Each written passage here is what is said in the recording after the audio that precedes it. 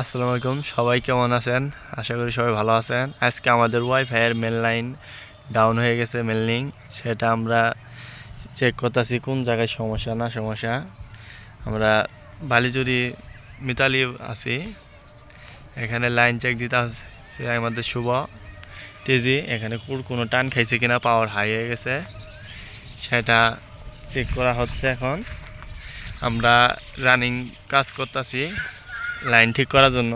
অনেকগুলো লাইন বন্ধ হয়ে আছে, সেটা ঠিক করার জন্য আমরা কাজ শুরু করেছি। এবং আমাদের কর্মী একটা উঠে সেখানে তেজি চেক দিতেছে।